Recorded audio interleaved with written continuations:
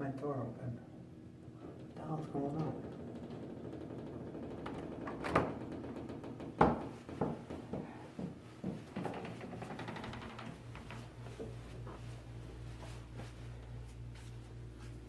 Hello? Somebody in here? What the hell is going on? Why is my door open?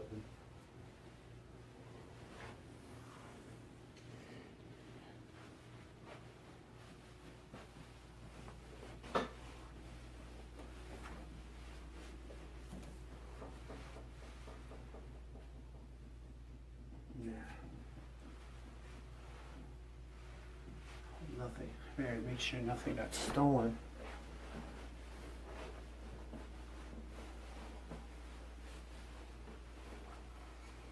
I think everything's in the same place as it was.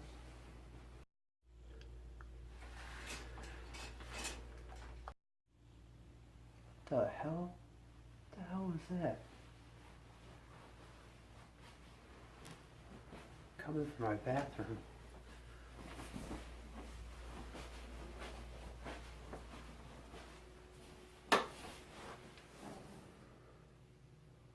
I must be hearing things.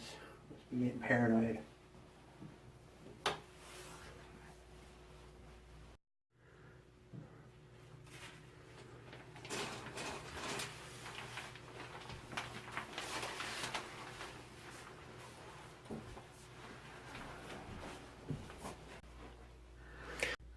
Ah!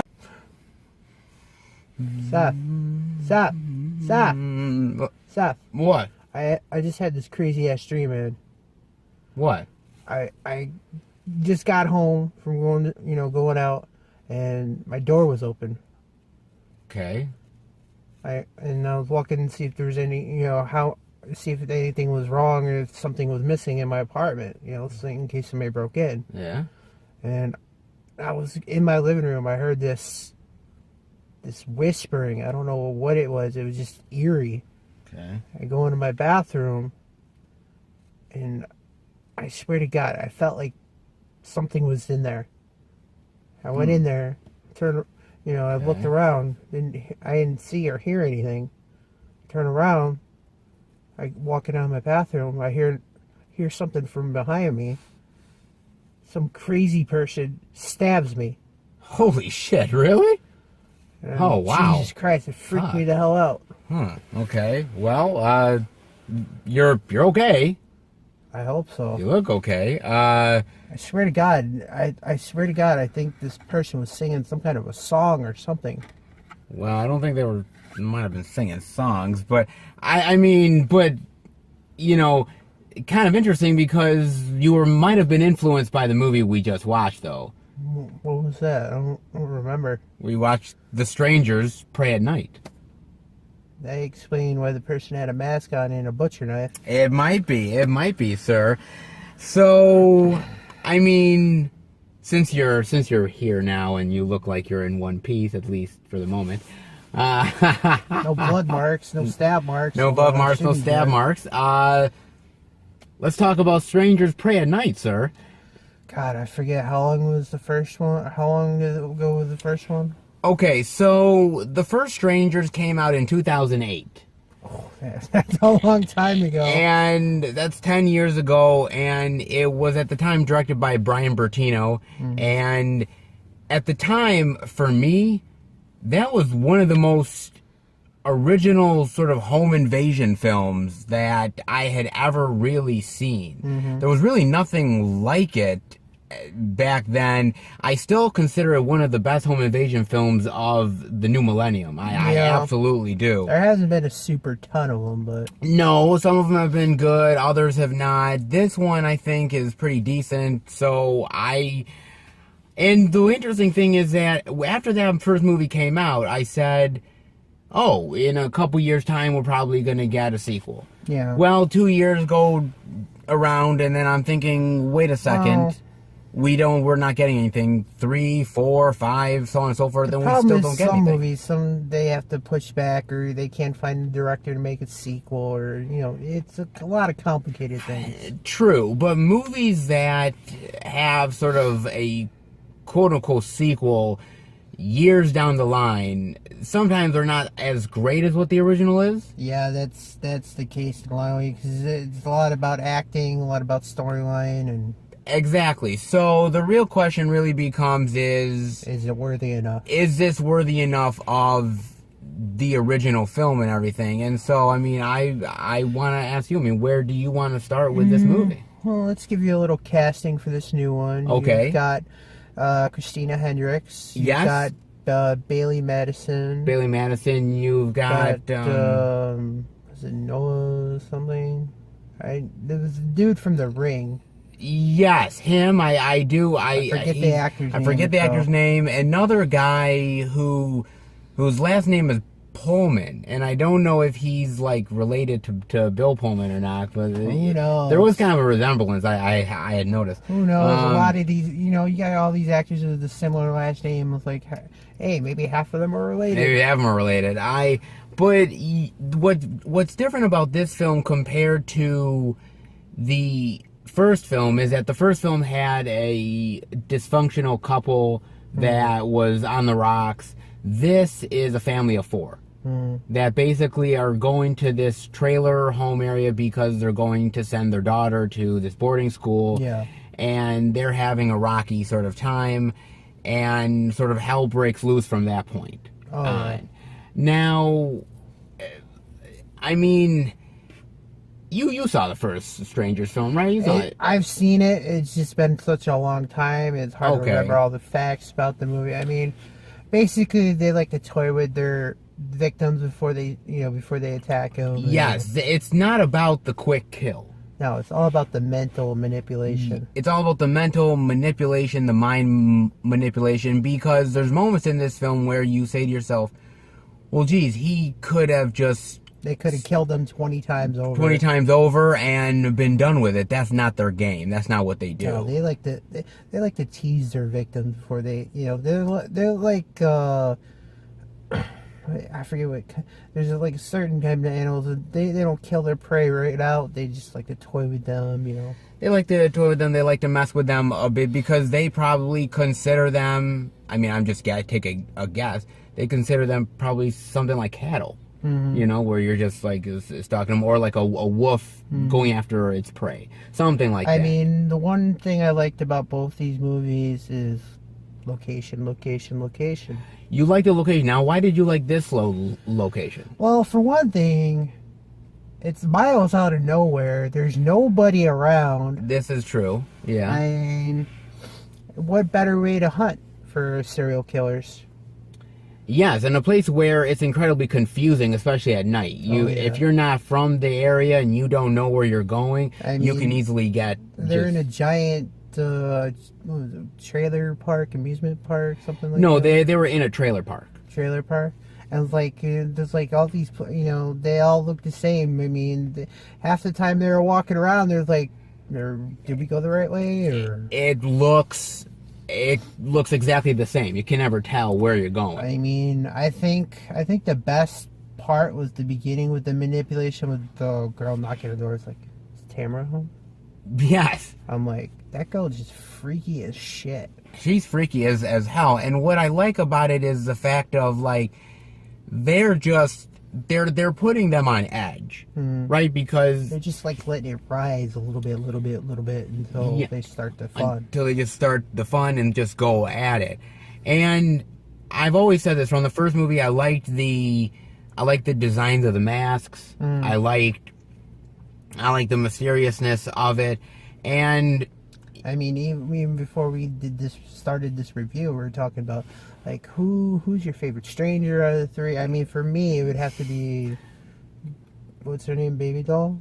Baby Doll, I believe it is, or she's my Dollface. favorite. Then the guy with the axe. Then the and then the pinup girl there. Yeah, so she's. I think she's the one that we least use out of both films. Yeah, she wasn't. She wasn't used much in this film, and she wasn't really used much in the first film as well. But what I like about this film is that it, like I said, it is slightly different. It's the same formula as it, the idea of stalking your prey, but the idea that different locations, different type of people. They must have planned it out very well to get that effective. Yes, you have to realize that these people are probably incredibly meticulous. They know the locations they're going to. They know that this is what we have to survey, the premises or the territory. Where to put the traps and all that. All of that stuff. You kind of realize that they have to do certain things in order to know ahead of the game how they're going to maybe win it versus those people. Yeah. Which character out of, I mean, we'll do the stranger versus the main family. Yeah. Out of the family, which one do you think had the most, that interested you the most? The interest me the most was the son. The son interested me the most because what I liked about the son is he felt very all-American, very normal, but the idea is that he sort of struggles too. The idea that he sort of has to be the backbone in some ways to his sister and to his family, but also he sort of, likes to have fun. He likes to have fun too, but also he's not always the backbone. He's scared too. Yeah. There's moments in this film, and I don't want to give it away really, but there's a moment particularly with a gun and him involved in it. And the obvious choice is to just shoot. And he's scared. He's scared. I mean, you'd be scared too if you had 3 psychos coming after to try to kill you. Exactly. The obvious choice is when you're watching a movie, the obvious choice is, oh, I would shoot because I would do exactly the opposite of what this person is doing. But we're not in those situations. No. We can't predict exactly how things are going to go. It's that fight or flight response. Exactly. I thought he was the most fascinating one. I mean, who did you think? I think the most average one would have to have been the sister. Yeah. I mean, you pretty much get it. She's a teenage daughter. She's got problems. She gets in the fights, etc., etc. Sure. I mean, you don't really get into super detail what she did, but you can understand that she's been having problems, and that's why they have to do what they do. Yeah, they do what they do, and they want. I do agree with you about the brother. Yes. I think he was the main backbone. I mean, they probably wouldn't have survived half the time if it wasn't for him. I mean, if it wasn't for him, then I think they wouldn't have survived at all. I like the idea of the son and the daughter having to rely on each other. I like that a lot. I like that dynamic of it. And you know what? I did like the kills. Mm-hmm. I thought the kills were good, and the thing about it is that you get a little bit more kills in this one than you do the first Strangers because you only really had 2 people that they were really going after, so you weren't really getting kills as much as this film was. Which, I mean, I won't say who gets killed in the film, but out of the kills from the beginning of the film to the end, which one would you say is your favorite and which one's your least? My least favorite. See, I count it by number because I know how many kills were in this film. Well, if we're counting the beginning, the very beginning, there's 1, 2. It would probably be number 3. The strongest or weakest? Weakest. Number 3 would be the weakest. The problem is for that one, in the terms of this type of movie, it's the sacrifice. It is. It's the sacrifice. I would say the strongest one for me would have to be probably... Ooh, I'm going to go ahead and say now I'm counting numbers now. Now I'm counting numbers. Mine is number 5, and you know which one I'm thinking. Yes, I do. And I think I may go with you on number 5. No, actually it would be number 6. There was a kill before that one.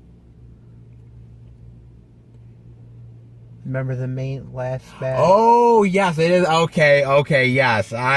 Boy, I'm counting numbers. You know, the problem is, I think the number 5 kill is almost on tie with that, because it was a quick kill. And it was a quick kill. It was quick. You weren't expecting it. Let me ask you this. You know, the side point. Okay, real quick. Yeah. How come in all these horror films, there's always just like one cop? They like out in the middle of nowhere. It's just like, oh, this is a one cop town. You know, he's a one man SWAT team. Let's see how good he is against supernatural killers or regular killers. He's a one man SWAT team. We're gonna take down these motherfuckers. I'm like, all you have to do is like, you're dead. It's you know, but this movie goes by the horror formula all the way down to a possible survivor girl, and the killer doesn't really completely die. Just he's playing you. He's playing you. I mean, it has those horror formulas. So if you like those horror formulas, this is something that you're not going to complain about. I mean, I wasn't bored in the film. It kept me interested. No, it kept me watching. I was interested in it. I thought the movie was pretty decent. Is it as good as the first film? I'm going to go ahead and say no. It's not as good as the first one. I think that first film is incredibly unique, and I don't think much is going to top that movie. In the first one, the killers just go away, and it's a question mark in this one for you. It's that at the end of the first one, it was dark. I was not expecting it just roll off into the night. Roll off, and that's it. And in this film, I think this film is still a really solid film, and I think that if you were to put both of them side by side, I think they'd make for a really good double feature. Could you see them doing another one? Strangers 3. Oh God. I'm gonna go ahead and say no. I'm gonna go ahead and say no. I think potential is always there. You never really know. Never say never. Like one of those types of movies where they're like, oh, they're going way too far with sequels, and I've always said I think there's a certain point with horror franchises, and it doesn't matter which one we're talking about. Hellraiser, which I recently did, a review for Hellraiser Judgment, or whether it's the Nightmare on Elm Street, the Friday the 13th, Halloween's, there's a certain Leprechauns, there's a certain Child's Play. There's a certain point where you need to stop. It's like beating a dead horse, basically. It is. It's beating a dead horse, and it begins to be a problem because you think to yourself, we're perfect. We have this amount of films. Everybody loves us. The problem is come up with good story for that many movies. Exactly. And I think the thing about this movie is I think they had an interesting story for this film, and they said, you know what? If this is the final one, this is the final one, and we don't really need to do any more after that. Heck, I would have been fine with just one Strangers film and not have had a problem with it. I was lucky enough to get this. Do you have any other thoughts about the Strangers? It pretty much. I think we pretty much talked out all the points. There's not super much to talk about without spoiling. Without spoiling, we're not going to spoil it for you guys. Especially I don't if you think like your first one, you want to watch this one. You want to watch this one. If you're like us and are a fan of horror movies, you don't want to get spoiled by stuff. I will say this: I also really like the music choices in this. Very 80s. That's what I think has been really helping horror films lately. Is old school music. Old school music, man. We are children of the 80s. We are children of the 80s, and we love it. And I love the music choices in the film. Not only do I really love the music choices in the film, but I like the creepiness of the story too. I think the creepiness really is effective here. That and the scenery go perfectly with the music. The scenery, yeah, like you said, with the scenery is perfect. Especially if you've seen the trailer, the pool scene. The pool scene is in the trailer. It's not really all of it in the trailer, but the pool scene alone, the great stuff in that scene as well. Try to run as fast as you can. It's great. I'm a lover of horror movies, as many people know, and I think this movie is really good. It's different from a lot of stuff that's right now out in theaters at the moment, and so I think if you like a good horror movie and want to experience one in the theater, This ain't bad to check it's out. better than some of the stuff they put on Netflix lately for horror films. I mean, something to watch. Something to watch. I mean, so what are your final thoughts and grade rating on The Strangers Prey at Night, sir? Other than I can understand. I mean, other than the 2 weak kills in the film, it was a pretty solid film. I mean, yeah. I mean, they give you one of those question mark endings at the end, but other than that, I thought the movie was decent enough to watch. I mean, I didn't get bored. No. It was just gruesome enough to keep me interested, and like you said, the music was good and creepy, and the location was good.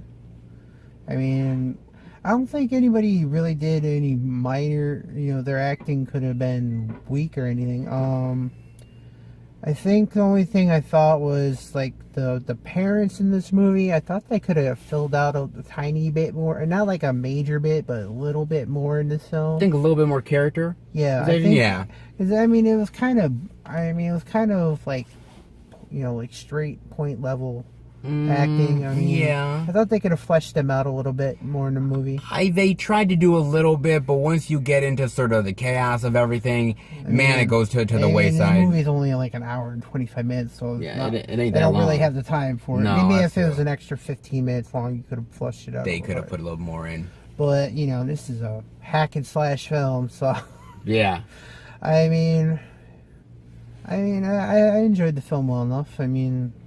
Would be a buy for me? Maybe if it down the road is decently. If it was a combo set, yeah. Okay. I'd have to give this movie probably about solid B minus. B minus? Yeah. Okay. Look, when I watched that first Strangers movie, and I still love it to this day, it's unique, it's creepy, it's scary, it's everything that I feel a good horror film should be. And I was very interested in what they were going to do with this movie. I will also say this movie is directed by Johannes Roberts, and he ended up directing 47 Meters Down, which I ended up doing a review with Nick when that movie came out. And that movie's okay. It's a decent little shark movie for what it's worth. And I think this is a decent little horror movie for what it's worth. And I think the strangers themselves are creepy. I think the acting is really good. I think the scenery, the music, I think everything works in this movie's favor. Just know going in that it's not the first film. Yeah. So if you can get past the fact that it's not as good as the first film, you're still going to have a great time with it. So for me, I'm going to give it a low B minus. So, wow, 2 movies in one day, and we're practically on grade with them. We're practically on par with each other, and yeah, so, I mean, sorry I had your nightmare, man. Sorry. I hope it was just a nightmare. If I go why home tonight and I why get wouldn't it murdered, you'll know different. I'll know different. I mean, look, I would never do anything to you. You know that, right? I would never. Face of the devil himself, right here. I'm a sweetheart. You know what? You really look like you're the same kind of height as that person who killed me in the dream. Really? Yeah. I'm flattered. Kind of palish white, too. Well, before we get any more suspicions from this guy, I hope you guys enjoyed the review. If you did, definitely give it a thumbs up. And we will be back next time for another movie review with less creepiness and less suspicions. Because I don't like being accused of things. I don't like it. You just can't help being creepy. It's natural.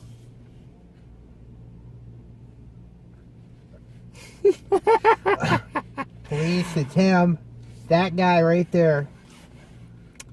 See you later, guys.